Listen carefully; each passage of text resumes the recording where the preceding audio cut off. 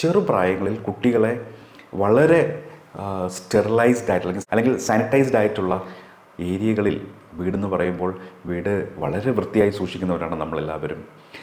വീട്ടിനുള്ളിൽ പൊടി ഉണ്ടാകാൻ പാടില്ല, അല്ലെങ്കിൽ കുട്ടികൾ കൈ എവിടെയെങ്കിലും തറയിൽ തൊട്ടാലോ മണ്ണിൽ തൊട്ടാലോ വെള്ളത്തിൽ തൊട്ടാലോ ഉടനെ തന്നെ നമ്മൾ സാനിറ്റൈസർ ഉപയോഗിച്ച് ക്ലീൻ ചെയ്ത് കൊടുക്കുന്ന രീതിയിൽ ആദ്യത്തെ 2-3 വർഷം നമ്മൾ വളർത്തുന്ന കുട്ടികൾക്ക് ഈ തരത്തിലുള്ള പ്രശ്നങ്ങൾ ഉണ്ടാകാനുള്ള സാധ്യത കൂടുതലാണ് എന്നുകൂടി പഠനങ്ങളുണ്ട്.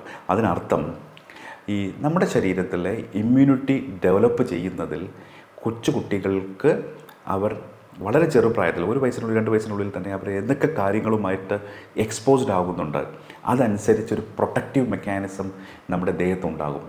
മറിച്ച് ആ സമയങ്ങളിൽ കുട്ടികൾ വേണ്ട രീതിയിൽ പൊടിയുമായിട്ടും മണ്ണുമായിട്ടും മറ്റുമൊന്നും എക്സ്പോസ്ഡ് ആയിട്ടില്ലെങ്കിൽ ആ തരത്തിലുള്ള ഒരു പ്രൊട്ടക്റ്റീവ് മെക്കാനിസം നമ്മുടെ ശരീരത്തിൽ ഉണ്ടാകാതിരിക്കുകയും അതിനൊരു കാരണം ഒരു പക്ഷേ നമ്മുടെ ശരീരത്ത് വേണ്ടതായ ഗുണകരമായ ബാക്ടീരിയ വേണ്ട സമയങ്ങളിൽ ഉണ്ടാകാത്തതാകാം ഈ അലർജിക്ക് ഒരു കാരണമെന്ന് നമുക്ക് അനുമാനിക്കാം.